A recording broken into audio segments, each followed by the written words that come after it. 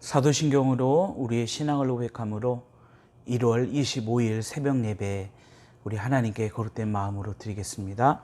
전능하사 천지를 만드신 하나님 아버지를 내가 믿사오며 그 외아들 우리 주 예수 그리스도를 믿사오니 이는 성령으로 잉태하사 동정녀 마리아에게 나시고 본디오 빌라도에게 고난을 받으사 십자가에 못 박혀 죽으시고 장사한 지 사흘 만에 죽은 자 가운데서 다시 살아나시며 하늘에 오르사 전능하신 하나님 우편에 앉아 계시다가 저리로서 산자와 죽은 자를 심판하러 오시리라.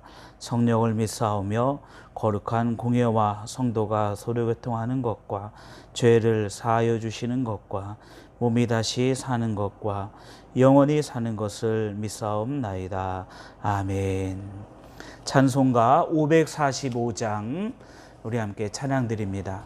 찬송가 545장 찬양드립니다.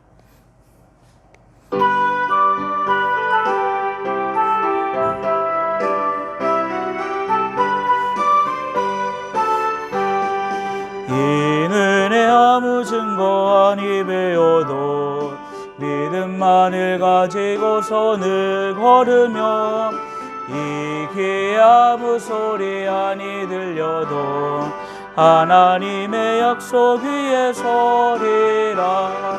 걸어가세 믿음 위에 서서 나가세 의심 버리고 걸어가세 믿음 위에 서서 눈과 귀에 아무 증거 없어도 이는 이 보기에는 어떠하든지 이미 얻은 증거대로 늘 믿으며 이 마음에 의심 없이 살아갈 때에 우리 소원 주 안에서 이루리.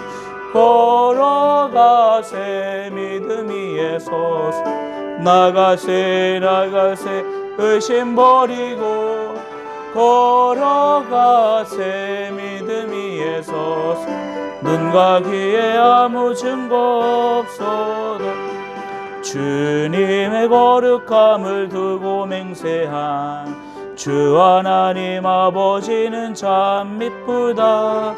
그 귀한 모든 약속 믿는 자에게 능치 못할 무슨 일이 있을까.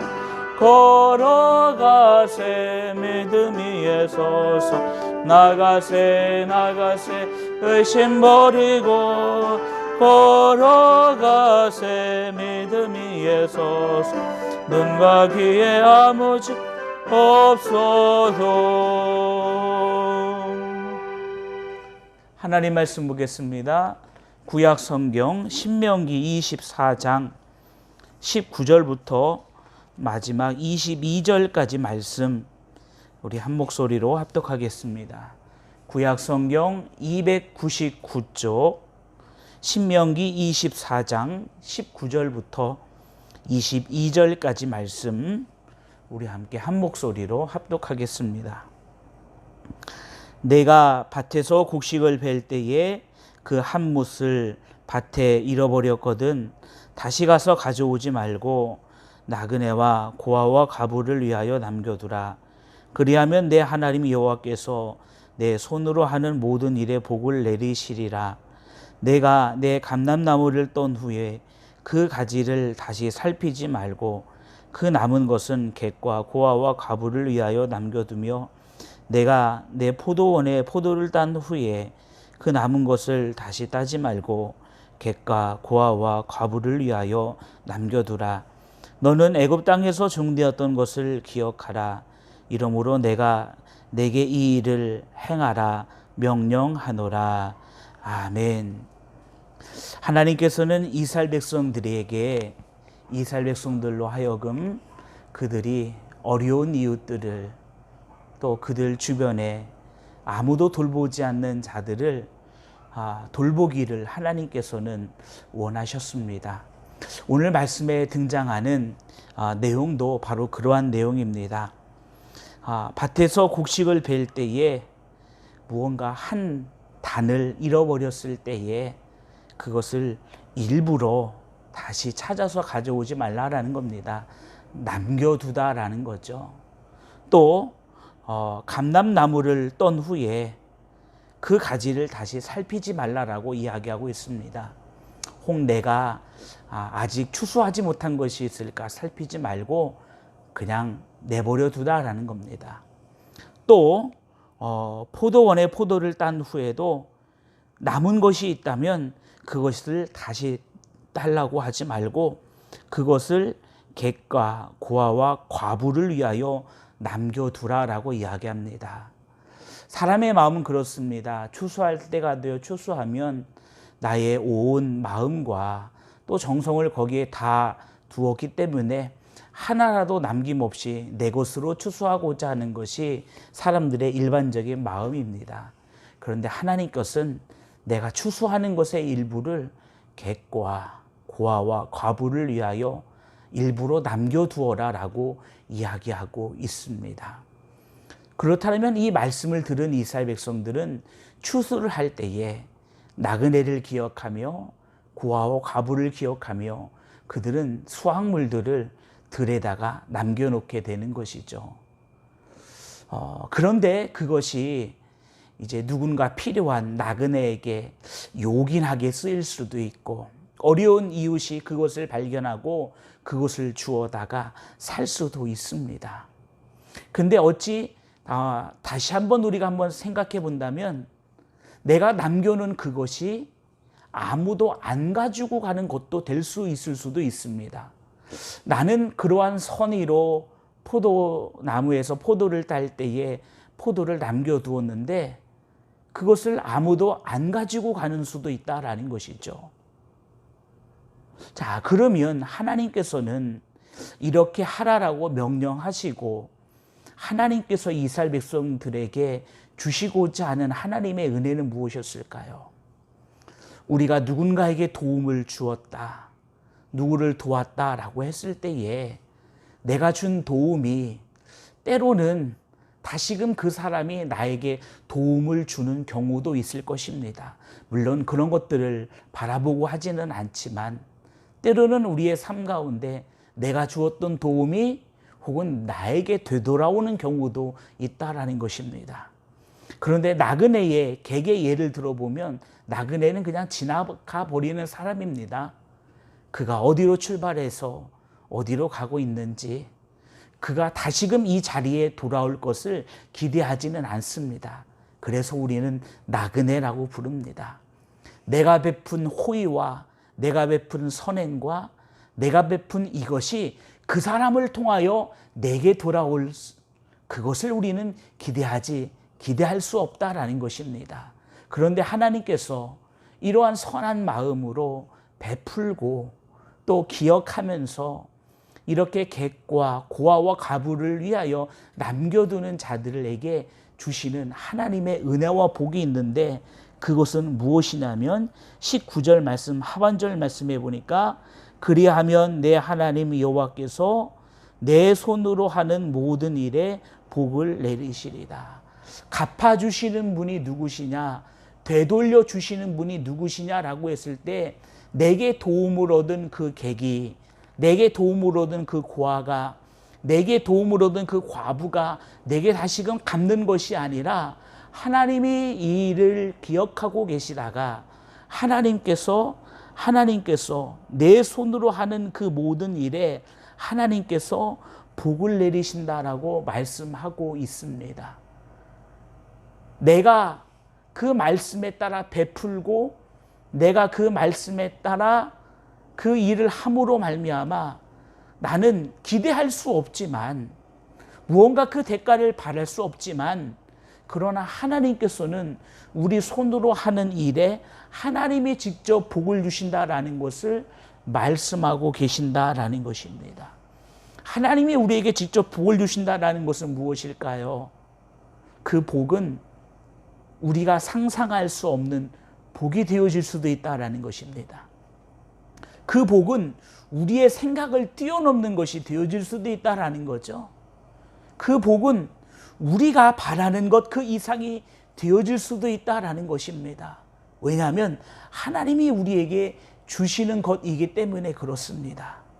그러면 여기에다가 경제의 법칙을 한번 집어넣어 본다면 내가 10에 베푸는 일을 했는데 하나님은 그것을 보시고 하나님이 직접 나에게 돌려주시는데 그 돌려주시는 것이 사람이 돌려주는 것이 아니라 하나님이 돌려주시는 것. 그것이 하나님의 은혜요. 또한 우리는 어찌 보면 세상의 말로 결코 믿지는 장사는 아니다라는 것입니다. 그러나 우리 눈에 보이지 않습니다. 그러나 우리가 갖는 마음은 무엇입니까? 내가 보낸 선행, 내가 기억하는 그것, 나는 기억하지 않지만 그러나 우리 하나님 아버지께서 기억하신다는 것. 이스라엘 백성들은 애굽에서 어떤 삶을 살았을까요? 땅이 없는, 자유가 없는 그 삶을 살다가 그들이 하나님이 약속하신 가나안 땅으로 향하게 됩니다. 그들의 가는 여정은 나그네와 같은 길이었죠. 어느 누구도 도와주지 않는 여정이었습니다. 오히려 더 그들의 길을 막는 어려움과 환난과 그런 모든 것들이 그들 앞에 놓여 있었습니다. 그런데 이스라엘 백성들이 경험했던 하나님의 은혜는 무엇인가요? 나그네된 그들의 삶을 인도해 가시는 하나님을 그들은 만나게 됐습니다. 어느 누구도 돕지 않지만 그들을 돕는 하나님의 손길이 있다라는 것을 그들은 경험했다라는 것입니다. 이제 하나님은 그런 이스라엘 백성들에게 내가 너희를 도와주었듯이 이제는 너희들이 돕는 자가 되어라. 나그네를 돌보는 자가 되어라. 내가 너희들이 하는 일에 복을 주고 너희들이 하는 일을 다 기억하여 정말로 하나님께서 주시는 풍성한 것을 너희에게 채우시겠다라고 하나님께서 말씀하셨습니다. 그 일들을 경험했던 이스라엘 백성들, 그들이 가나안 땅에 들어가서 나그네와 어려운 자들을 도우며 살아갈 때에 그 도움을 받는 사람은 그 도움의 손길을 누가 도왔다 물론 그렇게 생각하고 이야기했지만 그들의 마음 가운데 무엇이 생각이 날까요? 하나님이 생각나겠죠. 내 이 어려움 속에서 나그네된 내 인생길에서 하나님이 나를 도우시는 것이구나. 하나님이 저 사람의 손길을 통하여 나를 기억하고 계시는 것이구나. 나의 작은 선행이 그로 하여금 하나님을 다시 보게 만들 수 있는 그 믿음의 재출발점이 되어진다라는 사실입니다. 우리가 이것 하나만으로도 이것이 얼마나 큰 우리에게 우리 삶에 유익이 되어질까요? 이 하루를 시작하는 우리 믿음의 귀한 성도님들의 삶 가운데 혹여 여러분들 앞에 지나가는 나그네가 있습니까?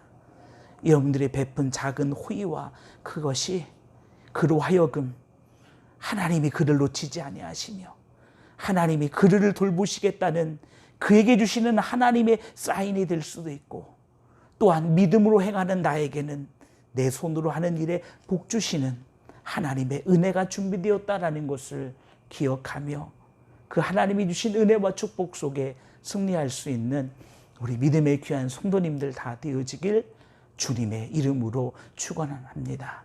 기도하겠습니다. 걸어가신 아버지 하나님, 하나님이 우리를 돌보아 주셨습니다. 이제는 하나님께서는 그 은혜를 받은 우리로 하여금 우리가 베푸는 선행이, 우리가 베푸는 그 귀한 일들이, 우리가 기억하는 그 귀한 모습들이 그들로 하여금 다시 한번 하나님을 보게 하는, 하나님의 역사하심 앞에 다시 한번 서게 하는 재출발점이 되어지기를 하나님은 우리에게 요구하시는 줄 믿습니다. 아버지 하나님, 우리를 돌보신 하나님의 은혜를 붙잡고 우리도 도우는 자 되게 하시고 우리도 행하는 자 되게 하시고 우리도 주의 은혜를 나누는 자 될 수 있도록 인도하여 주옵소서. 이 새벽에도 믿음으로 간구하는 주의 거룩한 백성들을 기억하시고 주의 존귀한 은혜와 역사하심, 인도하심을 도와여 주옵소서. 하나님의 살아계신 증거와 역사들이 우리 주의 거룩한 백성들을 통하여 이루어지게 하시고 더 큰 믿음으로 주님 앞에 영광 돌리게 하여 주옵소서. 하나님의 몸된 교회를 인도하신 아버지 하나님, 하나님의 거룩한 성전 건축을 통하여 주님께 영광 올려지게 하여 주시고 주의 영광을 위하여 가장 귀하고 복되게 사용되는 귀한 성전 되게 하여 주옵소서. 풍성하신 하나님의 은혜를 도와여 주시고 아버지 하나님, 성전이 완공되어 주님 앞에 거룩하고 복되게 봉헌할 수 있는 주님의 거룩한 은혜, 놀라운 역사하심 더하여 주옵소서. 믿음으로 주님 앞에 기도합니다. 오늘 하루의 삶도 주님 안에 승리할 수 있는 복의 삶 되게 하여 주옵소서. 거룩하신 예수님의 이름으로 기도합니다. 아멘. 하늘에 계신 우리 아버지여, 이름이 거룩히 여김을 받으시오며 나라의 임하옵시며 뜻이 하늘에서 이루어진 것 같이 땅에서도 이루어지이다. 오늘날 우리에게 일용할 양식을 주옵시고 우리가 우리에게 죄 지은 자를 사하여 준 것 같이 우리 죄를 사하여 주옵시고 우리를 시험에 들게 하지 마옵시고 다만 악에서 구하옵소서. 대개 나라와 권세와 영광이 아버지께 영원히 있사옵나이다. 아멘.